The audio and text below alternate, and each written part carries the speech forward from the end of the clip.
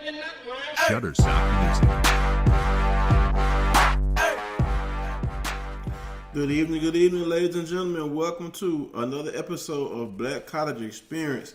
I am Derek Thomas, one half of your Black College Experience team down in Baton Rouge, and we have the queen of Black College Experience, Keisha Kelly, in Atlanta. What's going on, Kels?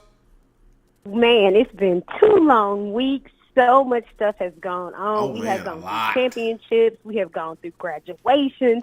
We have gone through promotions. Some coaching changes. So much has gone on in coaching changes. So many things have happened, and we got so much that we got to get to before we have Tyrius Walker, as I call Mr. Wheat Street himself, that will be coming on in this second half to join us, which is of this nationally ranked Maroon Tigers Morehouse basketball team.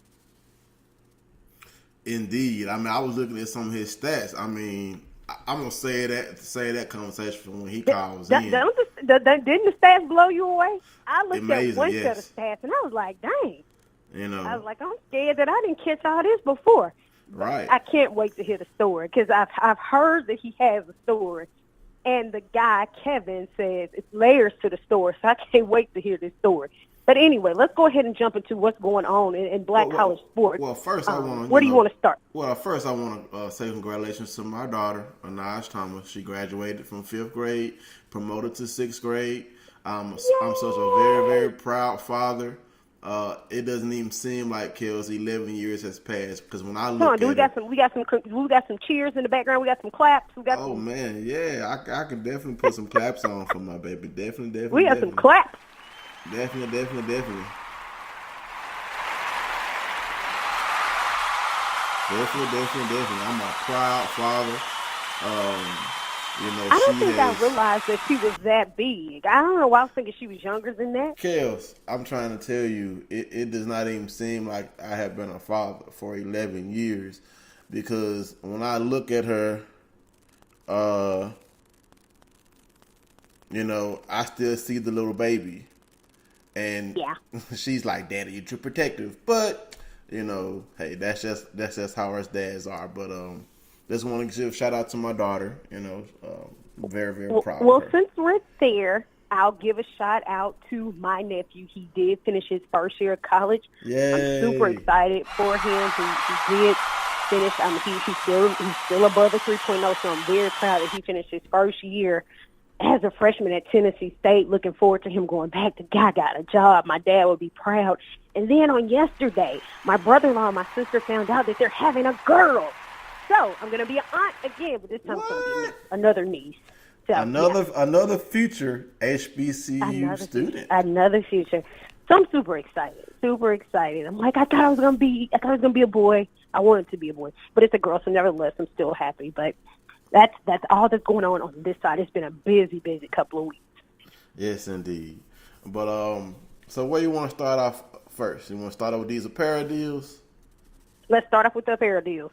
All right. So over the past couple of weeks, we've talked about several schools' apparel deals, but now we have a whole collection of Adidas, Nike, and Under Armour across the HBCU landscape.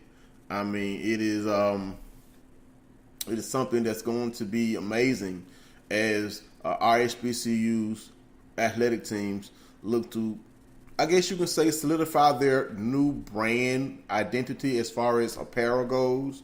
And this isn't just going to be for school uniforms. They're going to, create apparel for us also, Kels, for alumni, for fans. And it has a chance to bring some revenue into our HBCUs, Kels. Well, I saw that, and I'm so excited. Go into this whole alumni thing because that's our side of track now. We the old school, so I'm excited to see what we'll get for our side for alumni. Right. So just a rundown of the MEAC. Four schools. Well, I'm sorry, a couple of schools with Nike: Bethune-Cookman, Coppin State, Delaware State, FAMU, Maryland Eastern Shore, Norfolk State, North Carolina A&T, North Carolina Central, Savannah State, and South Carolina State, all inking with Nike. Hampton, which is leaving going to the Big South, and Howard, both signed with Under Armour. And, I think these are big. Now, our league, the SWAC,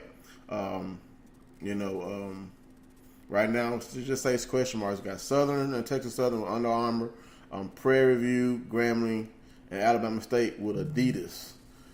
Still have question marks beside Bama A&M, Alcorn, Arkansas, Jack State, and my alma mater, Mississippi Valley State. But I'm pretty sure that those schools will announce their deals soon, and we'll be able to highlight those. I just think that, I can't wait to see what manufacturers are going to be creating Valley gear, because that means I'll get a higher quality of a product, than in the past. I just think that's amazing that our institutions will be able to, create their own, footprint as far as apparel goes, as far as, uniforms go, because, you see on big time TV, all the college teams having all the different uniforms, the flashy colors. Now our institutions will get a chance to do the same. And I think it would be something great because, cause I think you all's deal, they're going to provide band uniforms too, right? I didn't get all of the logistics to it, but I want to say that would be accurate. And even when I look at, you look at the reason as to why we went, and I think it was better for us to go with that because, again, we talked about this before. If you look at Southern, and we have a variation of colors. Now, everyone knows we're Columbia blue and gold, but at any given moment, you got dark blue, you got Columbia blue, you got navy blue. You have variations of blue, and I believe Nike was only wanting to offer just one blue. And so, one design. So whatever it was, it would have been the one thing. And, in the past, we've used a variation of those blues, variation of uniforms. So, I think it's just better with the one that we're going with. But I think everybody's excited about this deal that we've actually done. I think it's 5 years. So I think it's actually a good thing for us. And I'm excited to see, again, I want to go back to, I'm excited to see what alumni can actually get, but nevertheless I'm excited for the athletes as well. Because everyone knows the jukebox is flashy. You know what I'm saying? Very. So with new uniforms from Under Armour, the choice of possibly different uniforms, for different types of performances. I mean, the jukebox gonna look as good as they sound, and they already look good when they play. But now with this Under Armour deal, I just think it's going to be awesome. You know what I'm saying? I just can't wait to see all the new uniforms coming for the year. I mean, the rest of the schools need to get on board because it's May. You know what I'm saying? Correct. Football season we're May is around we're the corner. We're May inching towards June. Next week is like the last week in May or so. Well, I guess like the following week or so. But we're inching towards June. We're halfway through the year, and after that, we're already spring practice. They're in recruiting, so I agree. Exactly. Up next, this has something to do with your alma mater.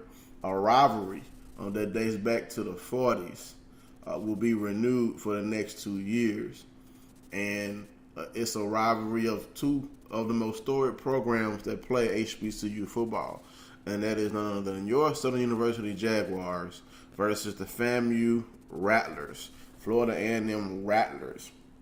We will start a home-and-home series starting in the 2019 season, and they will play in Tallahassee in 2019, followed by a return date to Mumford Stadium in 2020. Both games will be September 2019 and 2020.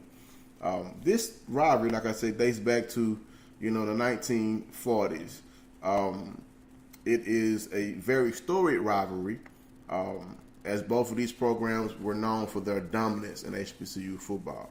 Kels, with this being your alma mater, why don't you let our listeners know, what do you think about this rivalry being renewed, and how does it make you feel to have this rivalry come back into play? Well, initially when they announced it, we knew about it before it was actually announced. I had heard about it, and it's one of those. Everybody likes to play FAMU. Everybody, I don't care what it is. Everybody likes FAMU. And the thing is FAMU had the team and the band, it was back in the day. I think they're in the rebuilding stage where they had the team and the band. So you got two for one.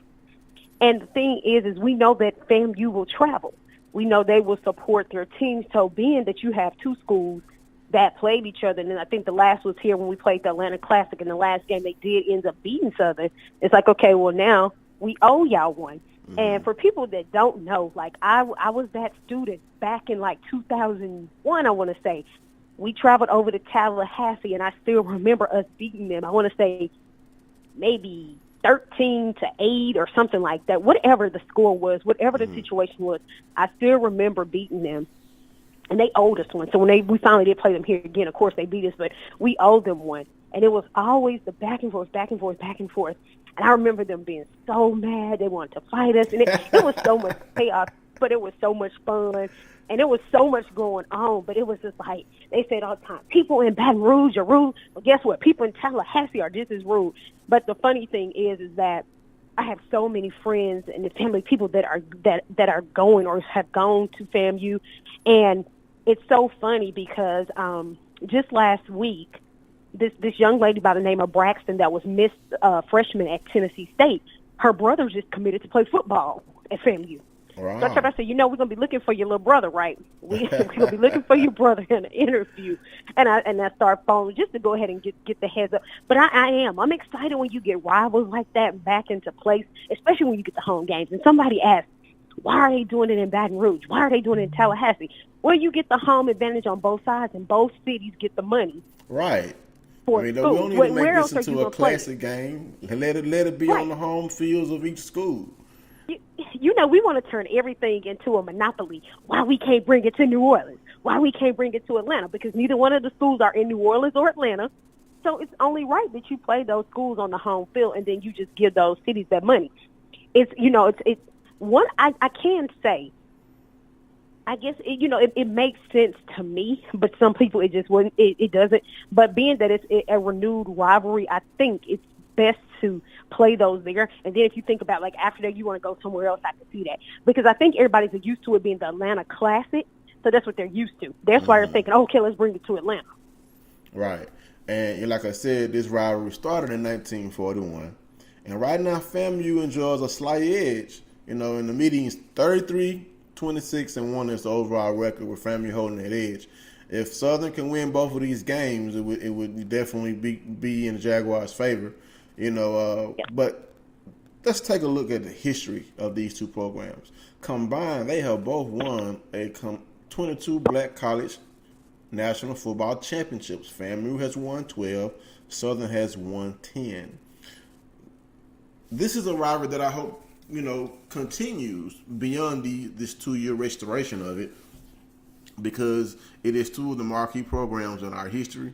And two of the marquee programs right now, even though FAMU is going through rebuilding, their new head coach has SWAC ties and has history against Coach Dawson Odoms.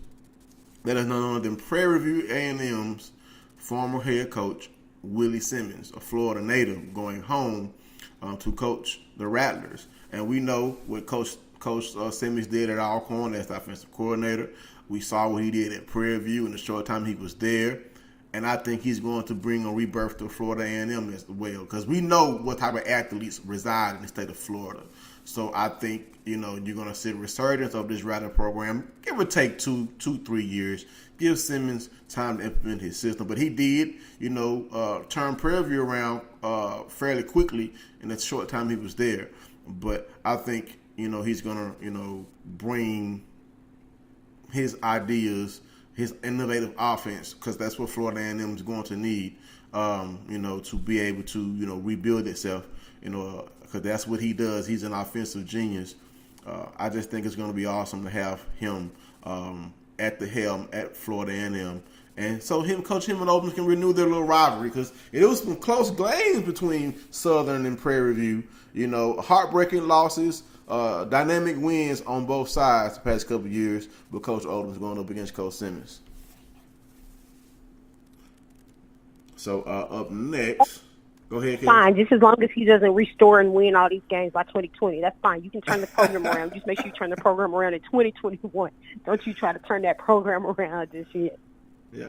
Now, also, since we're also on football news, we all know what Grambling alum Doug Williams has been doing with HBCU alums. Right now there are 8 former, as of May 11th, there were 8 former HBCU stars trying to impress the Redskins. Well, make that 12.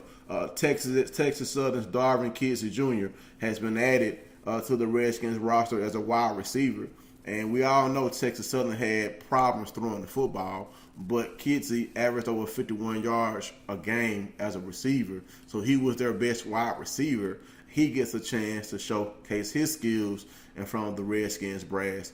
I mean, can we call the Washington Redskins the Washington HBCUs? I mean, I think it's great what Doug is doing. Another HBCU alum, is now getting a chance to showcase his skills for NFL, for the Skins, and also for other NFL teams as well. If by some chance they don't make the Redskins, this is an audition for other clubs in the NFL as well, and for the other 2 football leagues coming. The AFL, AAFL will be starting to play next year. So I just think this is great what Doug Williams is doing.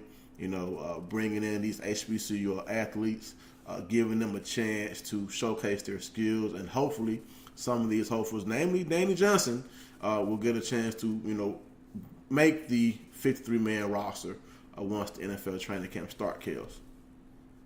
Yeah, I very, very. I've been saying this for the last 2 weeks. Doug is definitely using his seat at the table, and if you look at this, it's very exciting to see that. Honestly, it's like anything. This is the most that we have seen like HBCU action in a long time, and it's so funny because you mentioned Darvin Kidsey. Well, for people that don't know, Darvin was at Cleveland first. He went to Cleveland first, and right after that, he came straight over to Washington. And I did. When I talked to Danny, Danny sent me the picture of him, Martez, and Darvin, and I said, "Wait a minute, who is that?" And then I'm like, "That's not." And then he said, "Yeah." And I said, "Wait, I thought he went to Cleveland." He said he came over after. So what we're seeing is that anybody and everybody, like right now, if you can get a shot with the Redskins, we might have a whole HBCU roster going by the end of the season. We might have to get T-shirts and jerseys for everybody. Well, you know who I'm waiting to get the call? I'm waiting on our good friend Devontae Kincaid to get his call to see where he's going to end up. I mean, the Redskins have my old quarterback, Alex Smith. They have Colt McCoy as the second string. If the Redskins did decide to bring in a quarterback, with Doug Williams being a Grambling quarterback legend, what he did at Washington, just think about it. What if Devontae did go to Washington?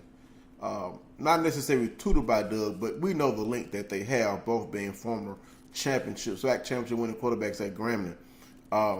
If Devontae bides his time, works his way up, you know what I'm saying? We know Alex Smith can't play forever. Colt McCoy, has never really been a good quarterback in the NFL.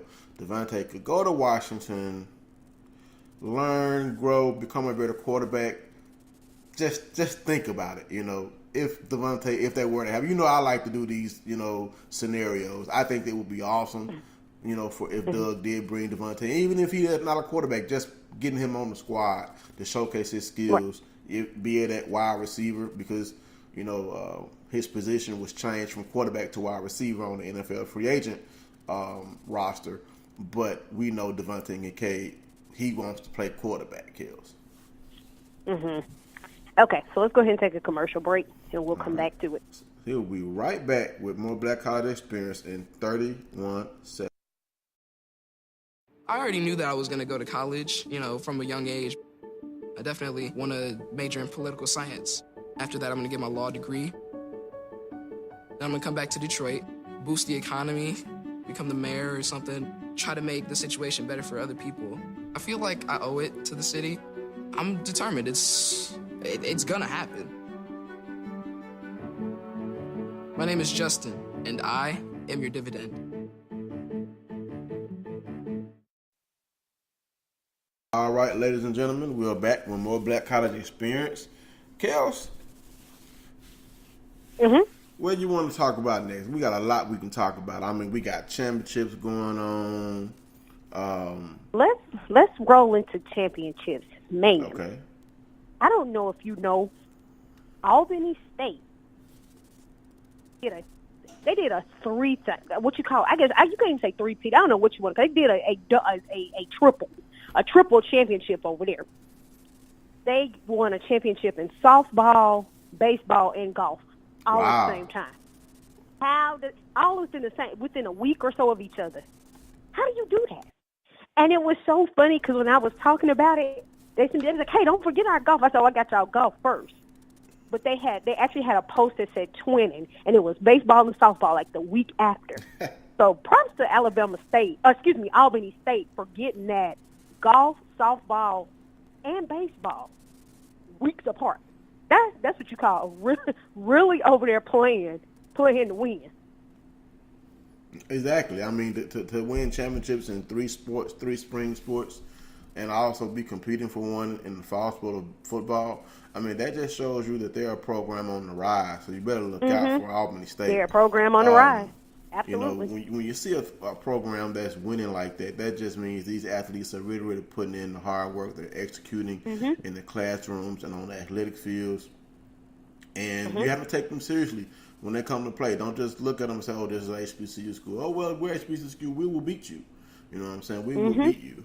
So, since you did jump over to the SWAC, Albany State has released his basketball coach. You know, releases Michael Moore as men's head basketball coach. So they're going to be looking for another basketball coach. Athletic director announced Tuesday that Michael Moore will not return as men's basketball coach for the 2018-19 season. He was the coach for 4 years. During his 4 seasons, Moore compiled a 32-80 overall record and a 21-50 record in the SWAC play.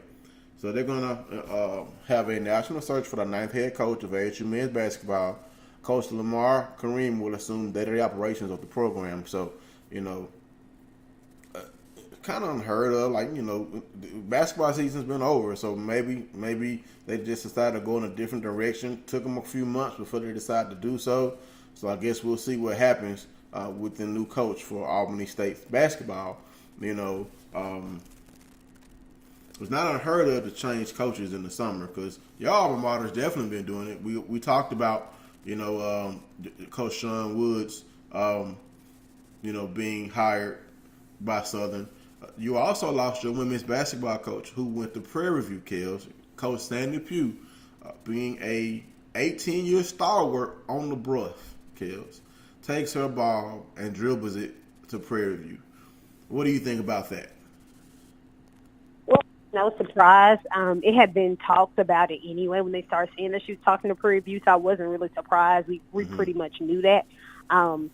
At this time, you know, it's kind of heartbreaking because you did see somebody that, you know, won Coach of the Year, 18, almost 20 years, I'd say, with Southern, you know. But I understand, you know, it's a business and, you know, when it comes to money and, you know, people knowing their due or what they're worth, I can't knock it. But, I mean, I can say that, you know, I thank her for the 18 great years.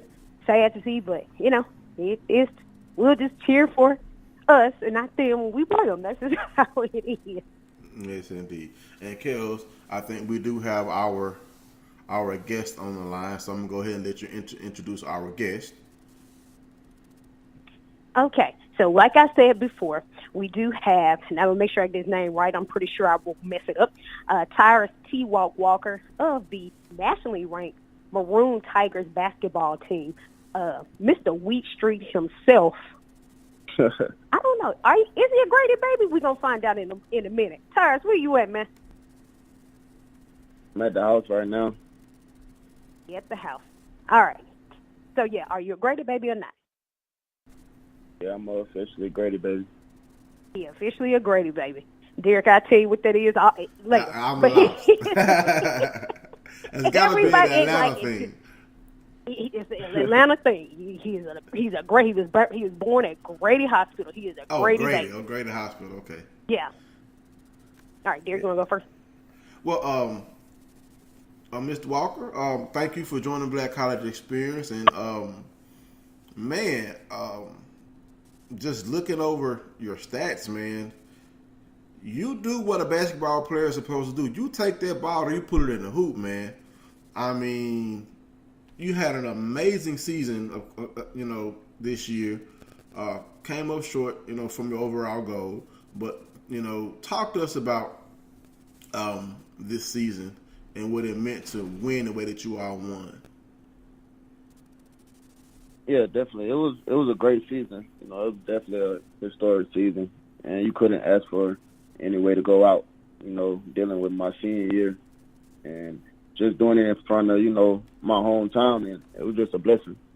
I feel like this year was one of the best years in Morehouse history, and yeah, I'm just glad I went out like that. Couldn't ask for a better senior season. Right. So now you're from Atlanta. Talk to us about your journey to being a basketball player at Morehouse. Talk to us. You're from Atlanta. Where'd you play high school basketball? Yeah, I played at Grady High School. Okay. And so was Morehouse your first choice, or did you have some other choices? Yeah, I had other choices. I actually committed to Jacksonville. I was committing there. Okay. But Coach Warren got fired. And so that kind of, changed my whole process. And he ended up being the assistant coach for Maryland University. And so I just chose to go to Morehouse since, they stayed loyal and did not, leave my side since, I committed to Jacksonville. But I had other choices. I had Jacksonville. I had Jacksonville State. I had Alabama A&M, Alabama State, and other small schools, JUCOs. Okay. So I really wasn't I didn't have big time, D1 offers, but they were small D1s. Right. Well, and the thing is, you've been balling hard ever since your freshman year. You were named the SWAC freshman of the year, voted all SWAC, all as a freshman, and you just been clowning your whole 4 years in the SWAC. And we know our our HBCU players don't get our due at the next level. I do know, every if you play basketball, your goal is to make it to the NBA. But I do see one of your immediate plans after graduating is you want to play basketball overseas. Talk to us about your overseas basketball plans. Yeah, it was definitely something that I had in mind just because I wanted to experience the world and travel the world. Mm-hmm. But that goal kind of switched once senior year came, and I was just watching more and more NBA, and so I just thought to myself, I know I can compete with the best.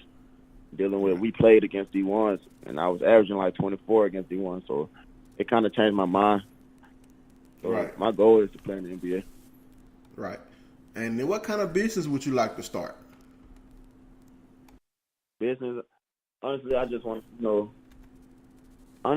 start my own business by opening up a gym. Open up a gym where I'm from and just have all the kid camps there. Because I know a lot of people don't come back to my hood and give back, and that's what I want to do. I want to start my own camp. Exactly. But that's great, man. I mean, for you to come back home and want to do something like that to help the kids where you're from, that's the epitome of when you become a success, you come back and help the next generation. I mean, that is great to want to do something like that, because that's something I kind of feel the same way. Whenever I get to the point to where have those resources, come back and do something for people, young men and women who want to major in computers. So we kind of have the same heart there. Now the NBA draft is coming up. I mean, do you have a feeling that you may possibly get signed as a free agent and maybe try to make it in the G League? Oh yeah, definitely. I have a couple of draft workouts coming up, pre-draft workouts coming up, and I'm just getting prepared for those right now. So hopefully, I get on that summer league team and just do what I know how to do. Right. Because the thing is, when you get on that basketball court, no one really cares if you came from Duke or UNC. All they care about is if you can take your man out the dribble, put the ball in, who we know you can do that, and be able to play defense. and one of your favorite basketball players is LeBron James, and we know what type of player he is offensively and defensively. So, who do you think you model your game after? I say I model my game after Damian Lillard, Chris Paul, just the way they step on the floor and they can, get their teammates involved and just know how to win, doing what the coach asks them to do and do it well. So that's why I model my game after. And just modeling after Damian Lillard, he was the underdog coming into the draft, but he ended up getting drafted high, even coming from a small school. And I feel like, I'm hungry like that. Exactly. And we know what Damian Lillard has been doing. I mean, he has been balling, out of control. So I definitely think you have that type of talent. I mean, you had a season high of 41 points in high school. Let's see. What was your season? I think you scored 47 points against Benedict College this year. So, you definitely have the ability to put the ball in the hoop. And, would you consider yourself a three-point threat? I consider myself an all-around. Okay. I want to just, categorize what I do. I can definitely pass. I can definitely create for others and just winning, That's what I like to do. I like to win more than I like to see myself succeed. That's the epitome of being a team player. It's good to have that type of attitude, and I can't wait to see where you end up, playing pro basketball and, hopefully you get a chance to showcase your skill set and prove that you can ball with the best. Kels? Okay, so let's go back to this season because during the season we did interview Coach Brewer. What was it like playing for Coach Brewer? And then tell us, how did he get y'all to buy into this whole winning? Because y'all literally were nationally ranked. How did he get y'all to buy into that whole winning game by game? Yeah, I just want to say thank you to Coach Grady Brewer for giving me the opportunity to showcase what I can do for 4 straight years. And he just told me when I first came in, he was like, "You're gonna dominate this league all 4 years." And he just told me like this system fit me, and I could just tell during the little pre-workouts it was. And I just always like the realness of Coach Brewer. He never told me nothing I wanted to hear. Like, I could score 25 points and he'll tell me, "You still ain't do something," or "That wasn't it. That wasn't enough," And it was just it was a building process throughout the 4 years. And since we had a new squad dealing with, we lost 9 seniors coming into junior year, and we played together from junior year and that whole summer. And we had like a good year dealing with playing for that first year, 18-10. And I feel like we all said to ourselves during that summer, like, we know how to win, so let's do it. So we picked it up more on the defensive end, and I say we picked up our transition too. So I feel like that was a major. Instead of slowing the ball down, we played fastball. Okay, so being that Morehouse was nationally ranked this year, and we both know, I'm Derek's Mississippi Valley, I'm Southern University, and we know, because we're out of the SWAC, we know all the time that our schools don't get the notoriety and the hype behind it because we're HBCUs. Mm-hmm. Being nationally ranked for Morehouse, because I kept up with it from week to week, and I talked about it. Derek can tell you, I talked about it every day, every other day, every tweet, every day. They probably got tired of me talking about Morehouse basketball. We talked about it so much, but I had to keep up with it, and I had to share it with people because people did not know. People can't talk about what they don't know, even though we're right here. I'm in the city of Atlanta. So I'm like, it's my job. So being that it was a nationally ranked basketball team and you don't get the notoriety, what do you tell people that are looking to play basketball if let's just say they want to come to Morehouse, or they're looking around for schools that have basketball teams around, they're looking at basketball programs? What would you tell them specifically about your school, your team, if they want to come to Morehouse? I just tell them, you come to Morehouse, just make sure people are going to remember your name, even the school name. And that's what I want. That was my goal the whole time, just putting Morehouse on the map as a basketball school, because we was always known as an academic school. So I feel like if we put them on the map as a basketball school, I feel like more people will want to come, and do it the academic way on the court or field or, any sport at Morehouse. And I just feel like I paved that way. And I know a lot of people that want to come to Morehouse now. But I just tell them, just leave your mark. You can make it anywhere as long as you leave your mark and let people feel you. Do you think you left your mark? Oh, definitely. Definitely. So one day they're going to be retiring your jersey. I'm going to walk in there, they're going to be like, that's the same person that she talked about over and over and over again. Now they finally retiring his jersey. And I'm going to remember back now. Keep in mind, we older than you, way older. But we're going to be rewinding back, talking about this. And we're going to be like, I remember when we interviewed him and talked about it. Now, you talked about opening up a gym, and I think it's always important that we give back. It's one of the major things that I look at being a graduate of Southern University. I always feel like recruiting and giving back financially my time, however I do it, which I do it all around the circle. I feel like it's one of the most important things in order for us to keep our institutions going at full circle. Do you mentor children, or do you do anything like for children in your community? Oh, yes. Sometimes I go back and just, play against the children and just keep their heads straight and just, You be up there signing autographs, man. Nah, I don't. Taking pictures. Yeah, I take pictures, but they still look at me like a big brother. So yeah, okay. I just tell them it's not all about going D1. Everybody go different routes. Whatever God just have you going, like He gonna pave your way in the right way. And I just always tell them everybody route not the same. And, well, I guess to kind of answer the next question, okay, do you have any role models, anybody you look up to, or anybody you patterned yourself after growing up? I'm not really, because I really didn't, I kind of I just took my family advice, and just kept my head on straight. But sometimes, you want to get down, but they just keep you up. So I just say, like, my family, they my role model.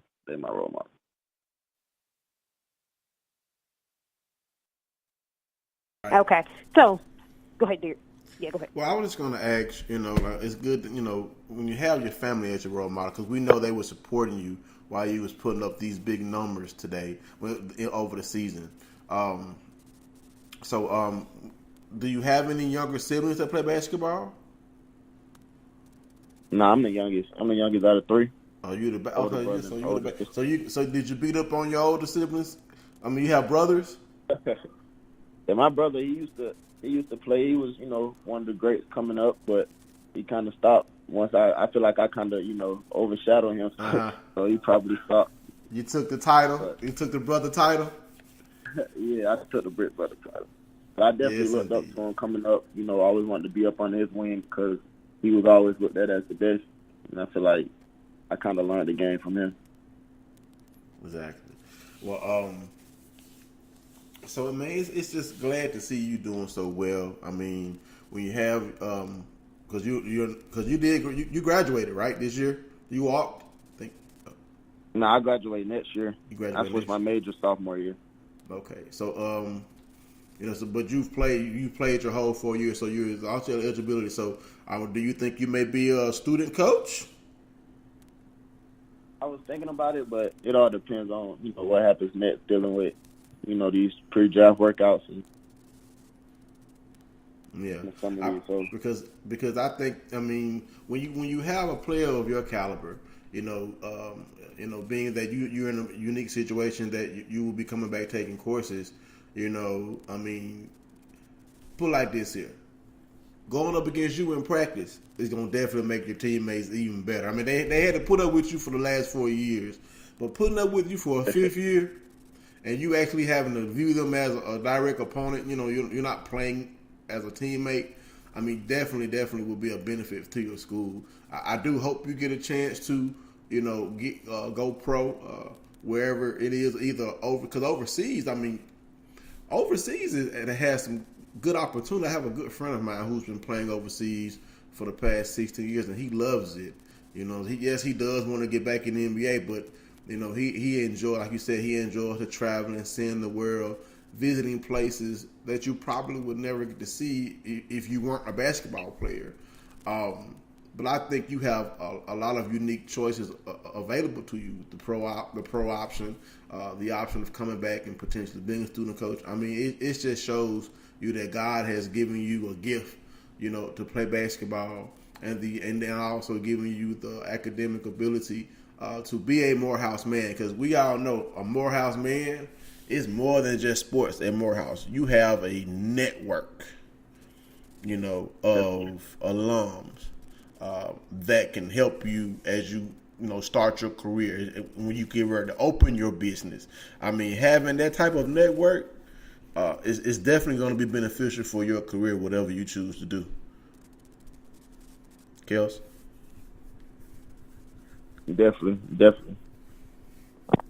Yeah, and I do agree. I think you're on the right path. And I guess my final question is, what are you going to tell the kids that want to be just like T-Walk? What is your advice for children that want to be just like you, that's following in your footsteps?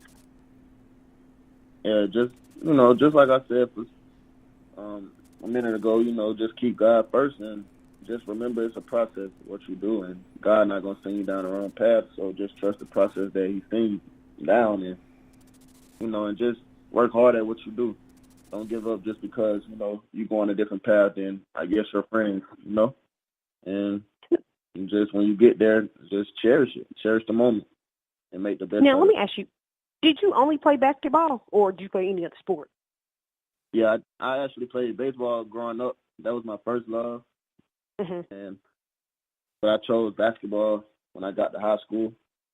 And most of my baseball friends, it's funny, they in the league. And sometimes I always think like I should have stuck to baseball, but like I said, God chose, basketball for me, so I'm just making Yeah, because if you look at like you said, I think 40-some points in high school. If you look at that, that's definitely that's definitely a pass. Like if you look at what you've done from high school to college, I don't think in this case you probably could have done both. You might have been good in both, but we'll never know. We never know. But we know that you're great at basketball. We know that you're great at basketball from what we see. So I'm going to be looking at the TV. Like the draft for basketball is one of those things I kind of look at and kind of go past. Not like football, but I'm like, all right, okay, I remember. But I am. I'm rooting for you from this side. I'm gonna be like, he put Morehouse on the map. He literally put Morehouse on the map and on the TV as for basketball. Well, definitely the goal. Definitely the goal. Exactly. So, T-Walk, we want to thank you for being our guest, man. And now that you have joined Black College Experience as a guest, you don't have to be a guest to call in. If you want to call in and give your next season during basketball season, if you want to call in and give your analysis of HBCU basketball, man, it is welcome. I mean, you can just call in and just and shoot the breeze with us, talking about sports, talking about what you're doing.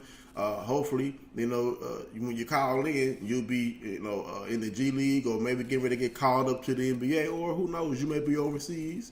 You know what I'm saying? We want to thank you for being our guest, man.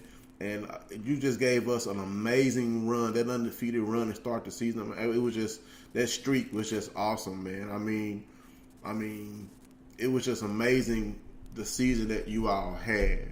And, the only thing I regret about your season is I didn't get a chance to watch any of your games because most HBCU games aren't televised. That's something that needs to happen.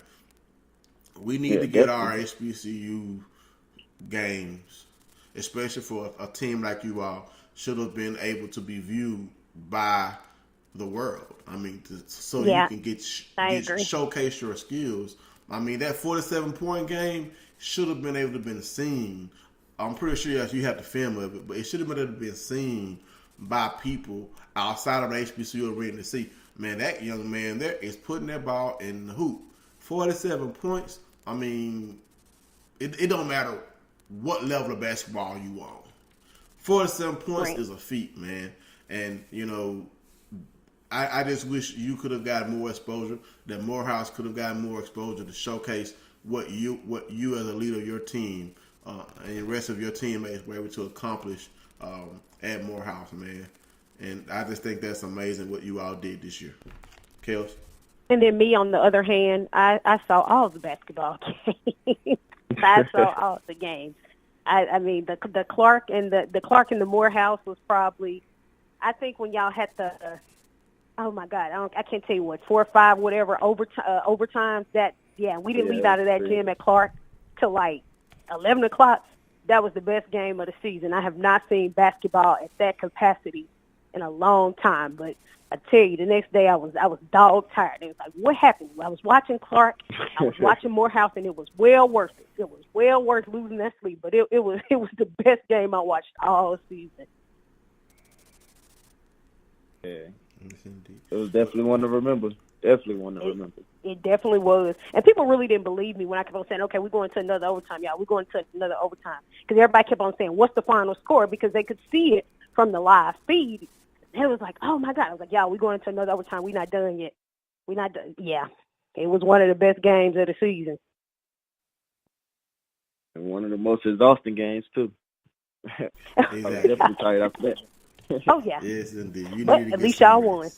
So, but thank you, right, T-Walk, man. Like I said, call in anytime we're having the show, man. And I can't wait to see the next step you take in your academic and athletic career, man. Thank you so much. Yeah, thank you for having me. And I just want to give a special shout out to the Morehouse, the Morehouse Maroon family, my family, my trainers, my close friends. So I just want to shout out them, and just trying to put Morehouse on the map. So, well, you definitely did that. You definitely did that. Thank you so much. Thank you. All right. Good night. Good night, sir. All right, Kels. Got about 12 minutes left in the show. We want to finish up, and we got some more championship news in baseball. Okay. Go ahead and get this final score. I have no doubt that Texas Southern finished off Grambling, and they did 18-3. 18-3. So congratulations to the Texas Southern Tigers baseball team. They have claimed the 2018 SWAC tournament championship back-to-back. I mean, that's an amazing game. That's a football score, 18-3. I mean, wow. I mean, everybody's racking up. The Prairie View has racked up. I'll let you go ahead, and then I'll go to Prairie View. Talking about for softball? Prairie View won softball, and they also won men's track and field. All right. Speaking of softball, Prairie View did advance to the regional for softball. Unfortunately, the Prairie View has been eliminated. They lost the first game to Texas A&M, and then they lost the second game to Baylor. So I want to congratulate Prairie View women's softball team for an amazing SWAC championship season and a gutsy performance in the NCAA softball tourney. I mean, hopefully, as we continue to add quality athletes to our institutions, we're going to get a victory in one of these NCAA tournament games, in any sport, basketball, baseball, softball. Well, I think we got one in baseball a few years. I think Jack State beat U of L a few years ago in one of those regional games. But we're gonna surprise some teams coming in the future. I mean, with our athletes, vying for exposure, want a chance to prove that they belong on the same stage as some of these bigger schools. But right, and then also in the MEAC, I think I know Bethune-Cookman and North Carolina A&T were battling for the MEAC championship, and that game right now, bottom of the fifth, BCU leads the NC Aggies 8-6. If the Wildcats win, the two teams will play again. But if the Aggies win, they will be the 2018 MEAC Sports Baseball champions. Kels, if the Aggies win, would that be a three-peat? I mean, they won the SWAC, the MEAC championship in football. Yeah.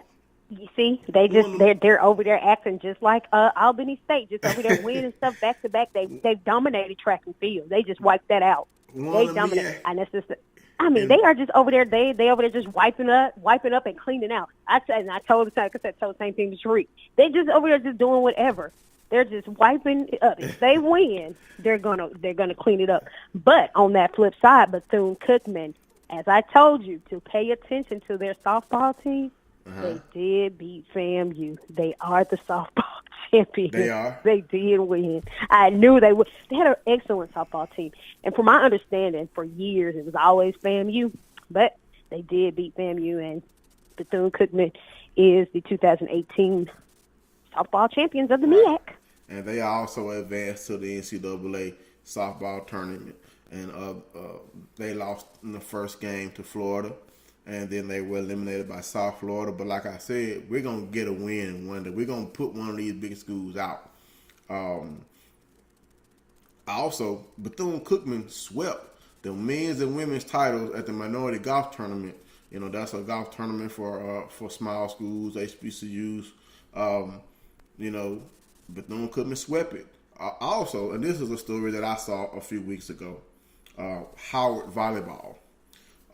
When they had that fundraiser to go to Africa for that tournament they were trying to go to, they had landed in Africa. They've been in Africa for 4 days.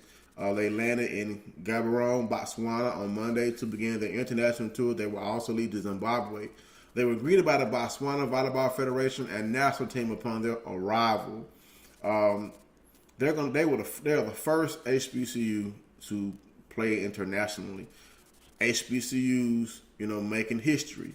You know, they raised something. They think it was like what $60,000 to make this trip, Kels. That's amazing. Like I said, they became the first ever HBCU athletic team to participate in an international contest. They will compete against opponents from Botswana and Zimbabwe. People want to say volleyball doesn't matter because it doesn't make money. Well, you know what? You know, Howard making history in Africa. And, you know, I hope the young ladies take this experience as not only a chance to play against some of the top teams in Africa, but just also a trip to learn about the African culture. Because this is a memory. I mean, you're over there with your teammates, with your coaches. This is a learning experience also, not just an opportunity to play volleyball against national teams. I'm pretty sure they're going to have some visits, some sightseeing visits, and chances to, you know, see some of the historic landmarks that area has to offer. I mean, I'm just glad that they were able to raise that money so that they could make that trip. And it's just amazing when you have alums come together and all the other contributors to that fundraising event, which helped Howard Volleyball reach this point to compete in Africa in volleyball kills. I think that then you raise that money, and then you'll be able to. And just like you said, you talk about sports like volleyball, and even when we talk about, you know, Howard has the diving team, Hampton has the yacht world, the sailing team. Those type of sports are things that we don't hear about all the time, and that's what makes those teams unique. And it's kind of like when I talked to one of my alumnus the other day. You talk about how you have schools and how you have majors, and you always have to stay ahead, and you always have to have something that sets you apart. So it's like, okay, if I say that I want to major in biomedical engineering, you know, who comes up with that? Then you talk about cybersecurity. You always have to stay ahead of the game, because I know Tuskegee is getting ready to implement a program of such. You have to stay ahead of the game, even when it comes to sports like that. And people say stuff like, okay, well, that doesn't make money. Well, there's one thing that I've learned is that there's always somebody watching something. Somebody's always watching it. And I always use the example of NASCAR, because I've been to NASCAR before, and people say, oh, you know, NASCAR is one of those things. I experienced it. I'm like, okay, I'm good on that. But the thing about it is two things, the sound and the smell. Just because we don't watch it or somebody else doesn't watch it, guess what? It's a million people that do watch. It's the same thing with that cornhole championship. Oh, my God. You know, poker. They got fishing, they got darts, they got all that stuff on TV, but we can't get HBCU time. But that's a different story. But somebody's watching these sports because it's still on TV.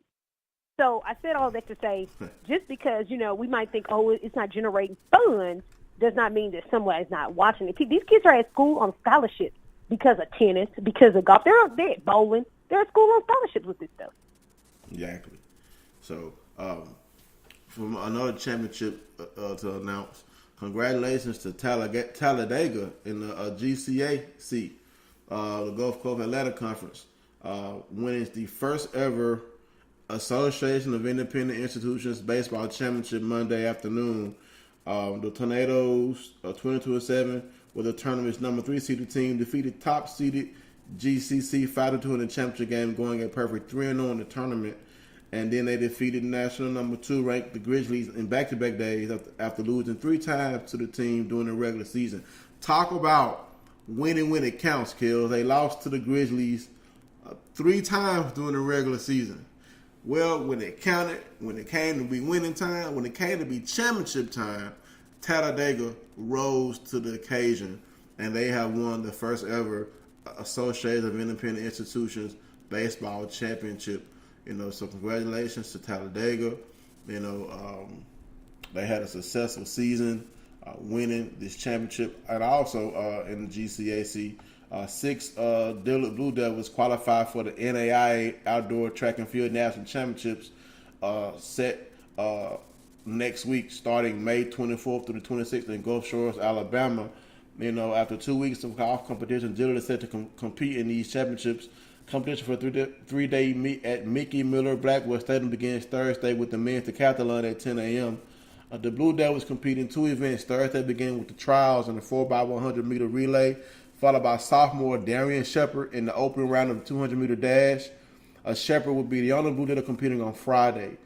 Jovan Rokas Lambley is scheduled to compete in the triple jump final on Saturday. And the 4x100 meter relay final is Saturday. The qualifiers are as follows: Darian Shepard out of Winfield, Louisiana. Jovan Rokas Lambley out of Los Angeles, California. Deshaun Odom out of Mobile, Alabama. Elliott Cleveland out of Houston, Texas. Tyrone Barrow out of New Orleans, Louisiana. Stefano Flowers out of Terry, Mississippi.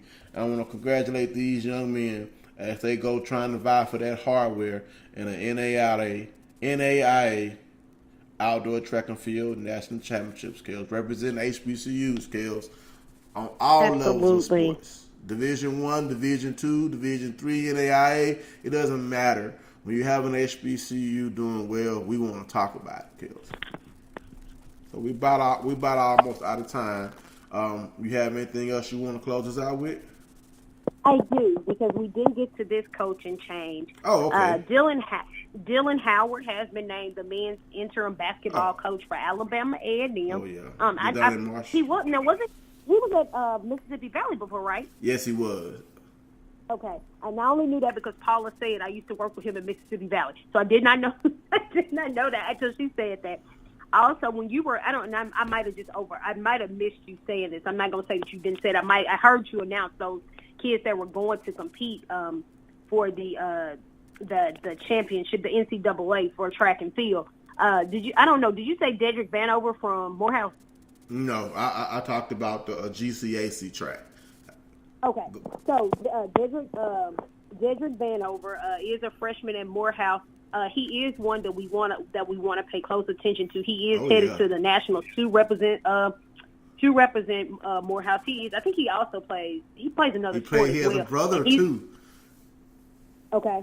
Yeah, and that name Vanover. If you're a Kansas City Chiefs fan, you know who his father is. Florida State standout, former Kansas City Chiefs kick returner Tamarick Vanover. Has 2 boys. The young man you were talking about. So we got to get those guys on Black College Experience. So, we had the conversation, and I did talk to, I did, as a matter of fact, I already talked to him last week. So all right. See, look at you. You ahead of the game, girl. I can't take credit for this. I have to say that Kevin Chapman is the plug between all of the people that I talk to from Morehouse, between him and the associate AD. These are the 2 people that I speak to all the time. But he has agreed to come on. But the only thing is he's waiting until he comes back from national, so he'll have something to talk about. So I was like, okay, that's fine. But when he's ready, we'll be ready for him to come on. Is it going to be both Vanover brothers or just one? I think it's just that one. It's just that one that's going. Yeah, it's just that one that's going. Yes, indeed. I think that's all I got. That's all we got. Well, ladies and gentlemen, make sure you check with us next week as we will bring you another exciting episode of Black College Experience. Yes, the summer is upon us. You know what I'm saying? We still going to be trying to find stories to talk about over this summer, because right now when school is out, I mean, it's not going to be many sports to talk about, but we're still going to have shows. We're still going to have stories coming in. You know, I guess we can try to have some more interviews. I know I want to get some people on. You know, my good friend, the head coach of women's basketball at Jackson State, Tamika Reed, definitely got to get her on. You know what I'm saying? And we got to get Southern University basketball coach, Sean Woods. Definitely want to have him on. So that's you. That's your fault. So yeah, well, no, he my folk, but he your folk too. You know, he your head coach. You know, he might, you know. Hey, absolutely. But stick with us over this. Try to make this summer season exciting. You know, if you have a young child graduating from elementary, kindergarten, junior high, high school, and most notably college, undergraduate or graduate, congratulations to you. If you are a college student or a student listening in, congratulations to you also on finishing your academic year, because, you know, school's about to be out. You know, school's out across everywhere. So, you know, all these college graduates graduating, that's what we are here to represent. And we are out of time. And we will talk to you next week. We out of here, Kels. Good night.